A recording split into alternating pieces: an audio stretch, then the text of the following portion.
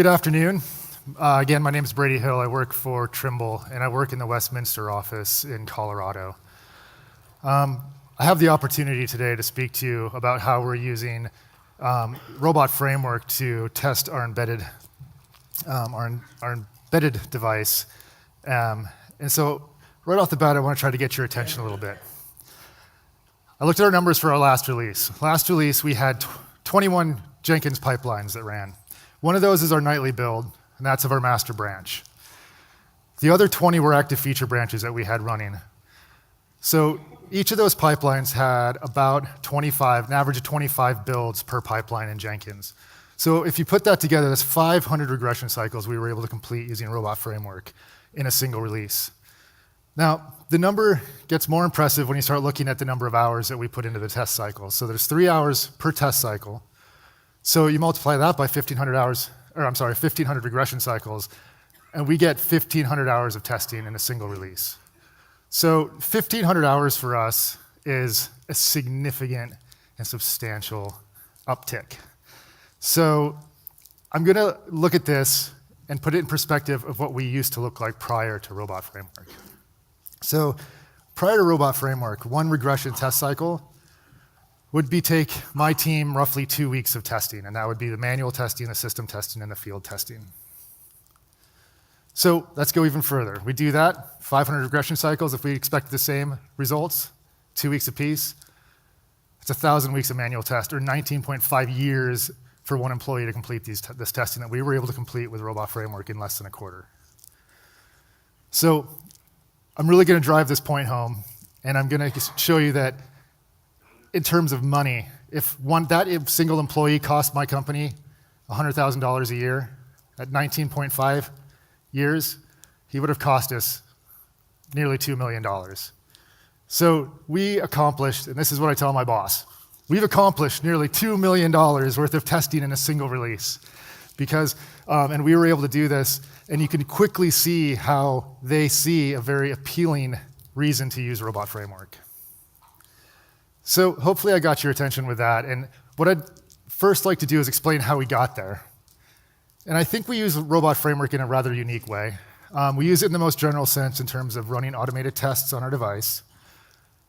But we also use RobotFramework to manage real hardware. We don't use emulation.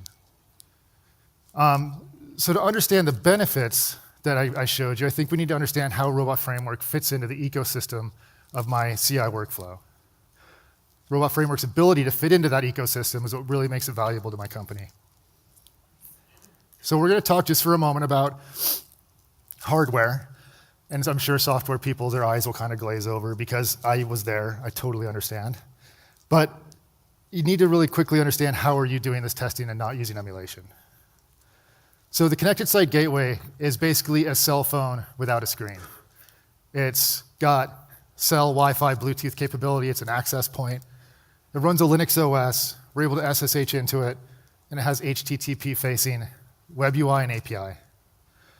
This is installed on heavy civil engineering equipment, such as Cat tractors. And the point of the device is to try to connect the construction vehicles to each other and connect the construction vehicles to the construction site.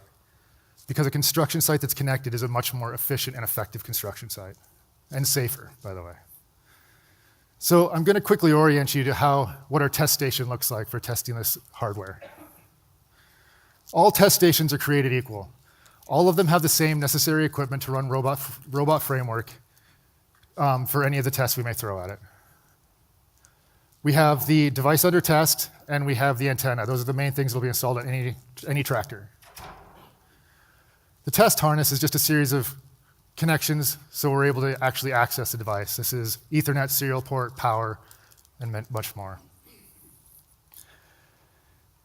The Raspberry Pi is what hosts RobotFramework, and it's really the control center of our test station. By running RobotFramework, it controls all of our testing on the device, but it also controls our current sensors and our power outputs, so we can control the device in any of the many power situations we may need to test it in. So I briefly touched on the test station, but that's hardware. We also need to have software that looks the same on every single one of our test stations. So to do this, we ensure this using Ansible. This sets up all our Raspberry Pis to run RobotFramework and all the necessary libraries necessary to complete. So I'm going to go back into the software and process side of things that is really interesting. And I'm going to start with basically our most basic of frameworks that we go through. When working with continuous integration, it can be boiled down to the most simple of frameworks. It's build, test, and measure. It doesn't matter if you're doing new development, feature work, or a bug fix. This is critical in continuous integration. Miss any of these steps and your process is broken. RobotFramework has really helped us in terms of the existing test and measure phases. And when combined with Jenkins, its ability to scale can pay dividends. So I gave you the build, test, measure. That's the bigger framework. This is a CI workflow that we work within.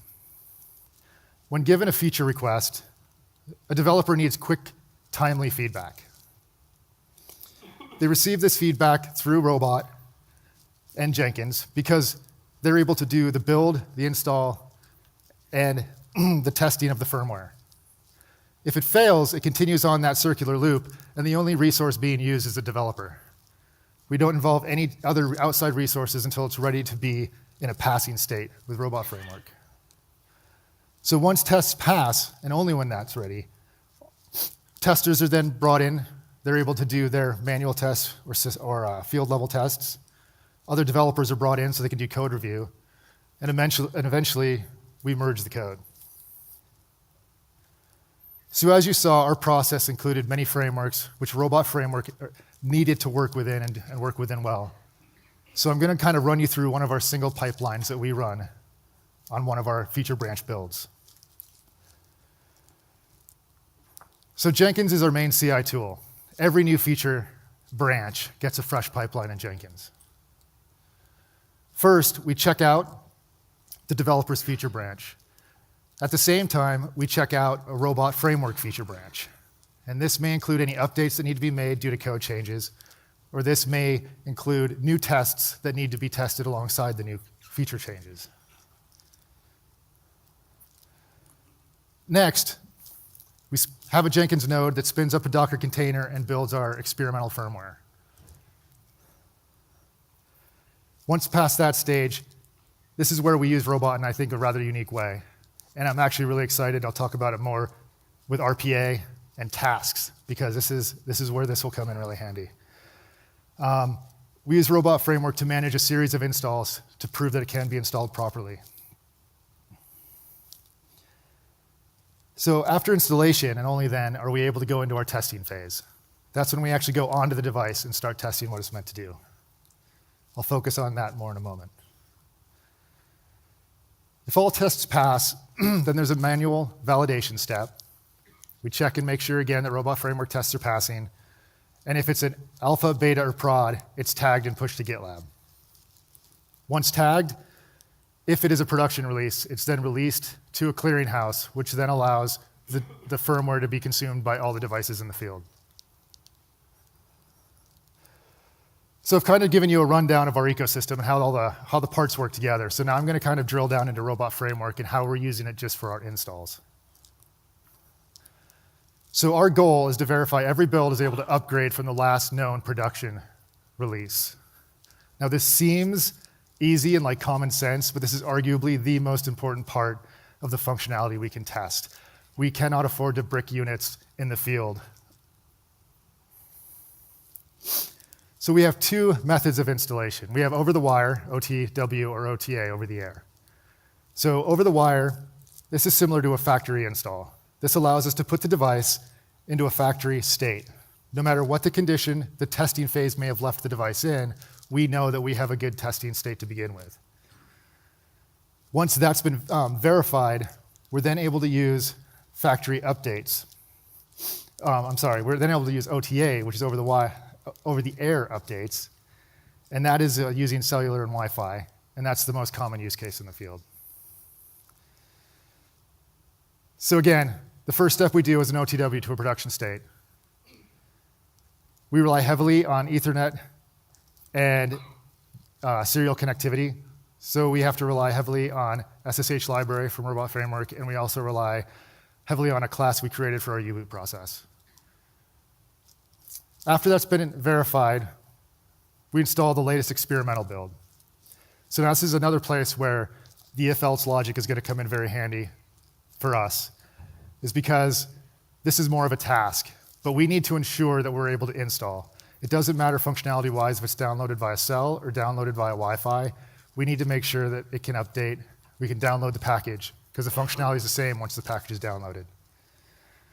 So where Robot helps us right now is if for some reason cellular fails and we have no reception, potentially a tower's down, we have bad reception, any number of reasons, RobotFramework doesn't stop there. Instead, it tries to go to Wi-Fi, and it downloads the package via Wi-Fi. If it still fails, then we go ahead and we report the issue, we fail the pipeline, and developers are able to go in further for more logging details. If it passes, we go to the testing phase. So I want to look a little bit on how we're optimizing our testing on the device itself using RobotFramework. Our goal here is for quick and relevant test feedback that developers have access to any time of the day. So if I'm a developer in the middle of the night developing, I shouldn't have to wait till the morning to walk in and ask a tester to see if my code even installs. So I want them to be able to kick off the build. I want it to be able to be installed. I want it to be tested, and I want to be able to have it results available to them in the morning when they get into the office. So one of the words that was in the goal previously is quick, and that's kind of a relative term.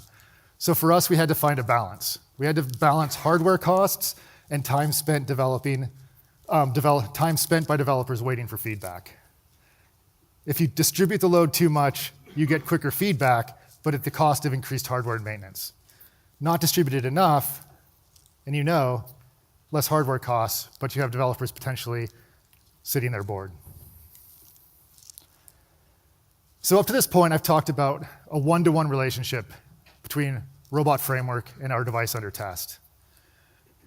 If we were talking numbers, if we had all of our tests running on just one single device, it would take our 3-hour regression test 9 hours to complete. I know this because we actually started there. This has been an ongoing process over the last couple of years, and we started with one device. And the feedback loop got longer and longer, and we needed to find that balance. So, seems easy, distribute the load, and you're absolutely right. So this brings us to the introduction of what we call test bakeries. Because we have a one-to-one correlation between RobotFramework tests and devices, we can't allow feature builds to install and test whenever they want. This could cause havoc on our testing system, and it could change the firmware out from under current tests being run from a previous build.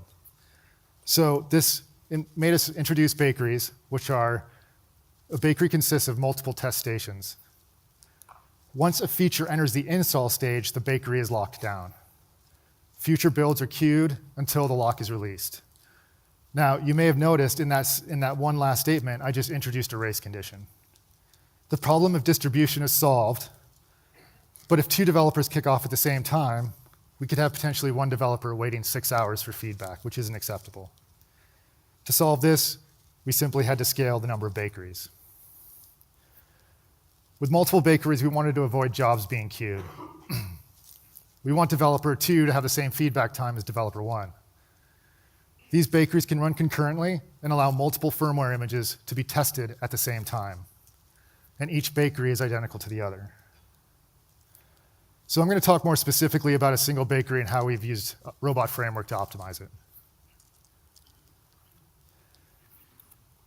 Earlier, we talked about test stations. Those are all built identical. This is to ensure any test can be run on any of the devices. Now, each bakery has every model of the device that we offer. So up to this point, everything has been the same. And right now, I just introduced a difference. So what is important is that, and this is a really important note for us, is that a device in the bakery, every one of them is slightly different. But more importantly, every device in the bakery is mostly the same. This means that if we have tests and they need to be tied to a certain device in the bakery, if one of the tests needs to have Verizon tests run, we need to make sure it's tied to a device running using a Verizon SIM card.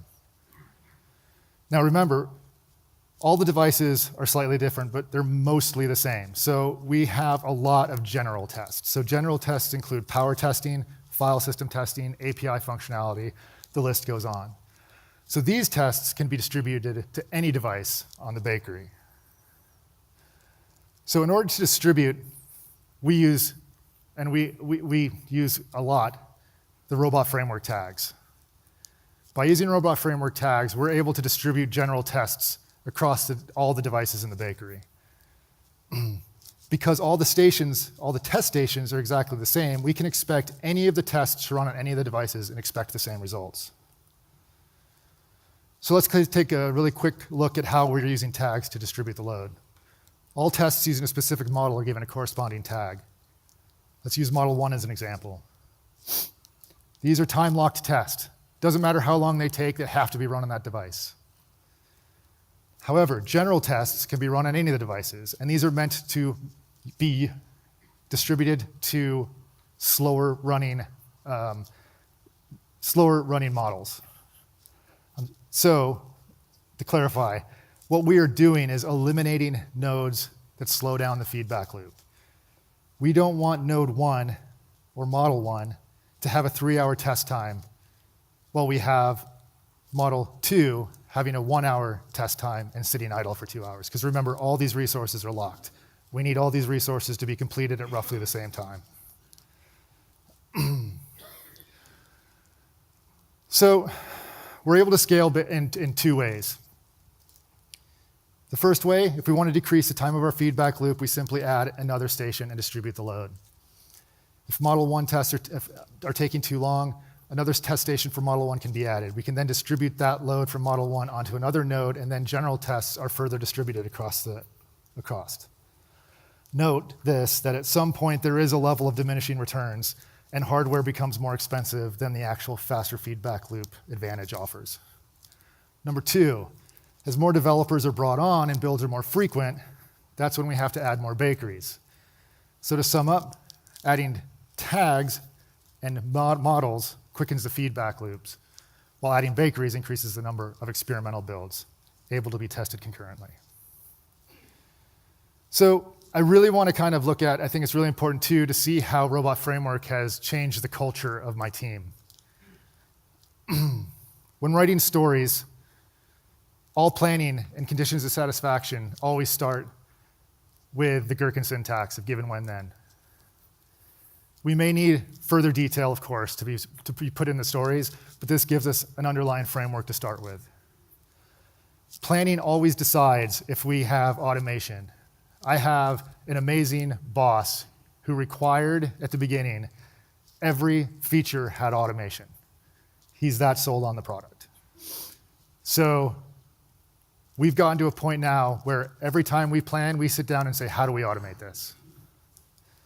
If it's not able to justify the means of automating, we still do manual testing, and we're able to put it into a manual test. But it always starts with how do we automate this? The regression cycles have become quicker and more consistent. Feedback has been more available to the developers. This has gotten the developers to be more involved in the quality of the code and in the quality of the tests. For instance, our developers are creating test hooks and creating device controls to keep that regression cycle quick. No code is tagged in Git or published to production without 100% review and verification of RobotFramework results. Failing tests are run manually to ensure that any tests that fail are false failures. And we do have tests that fail because we do rely on a system that we have outside of our control, such as cellular, Wi-Fi configuration changes that may, at times, not work exactly as planned. We need to manually verify that those are still working. If it's a legitimate feature problem, then we go ahead, log a bug, and it starts the build, test, measure cycle all over again. So RobotFramework has become an incredibly valuable tool for my team. Testing a production release used to take us up to 2 months, and that included the manual the system level, and the field testing. Reports were hard to read and not always easily accessible by the developers. In fact, many developers didn't even know what was being tested until they had a bug come across, and they certainly didn't know the results. But by staying true to our most basic framework of build, test, and measure, and include RobotFramework in our ecosystem to greatly enhance our test and measure phases, we've been able to accomplish testing production release in less than 2 weeks. That's including the additional manual and field testing. We're testing every single experimental build, and all regression tests take less than 3 hours. And reports are now easy and readily available to any developer. So I wanted to thank you for allowing me to speak to you today. Please feel free to contact me if you have any questions. I just hope you all enjoy the rest of the conference. Thank you.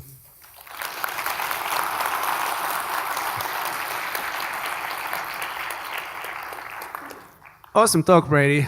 Yanni there has a hoodie, and you guys have time for like 1 or 2 questions now. We have somewhat tight schedule because we have now 3 presentations, but 1 or 2 questions, and then of course Brady is here afterwards to ask more.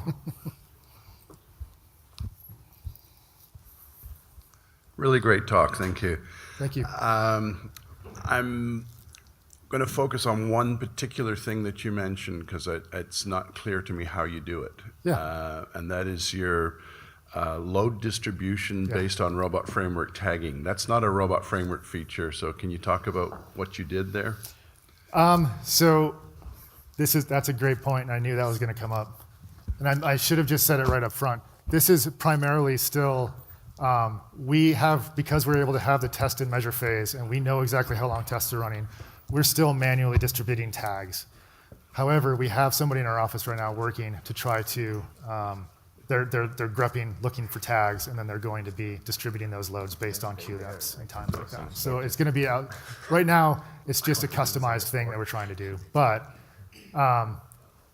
for right now, we're still in the manual of like test change, tag change. Yeah, okay, absolutely, great. Hi, good talk.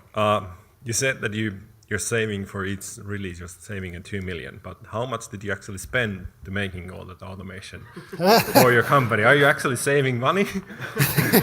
I know because I know that I spent $1.5 million to make the automation for my previous companies. Yeah, we're saving. I work with a bunch of incredible electrical engineers, and we've saved every cent we can, and so we're talking less. Our lab right now probably has less than $50,000 worth of equipment in it. So we went from a very heavy, expensive Windows-based to a Linux-based, a lot of open source, a lot of our own power switch mechanisms and stuff. We're not using a lot of the turnkey stuff that you can get. Instead, we're creating our own.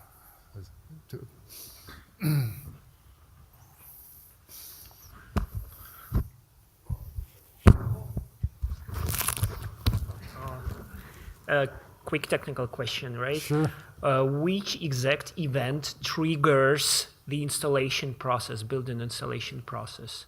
Is it some push to the repository or what?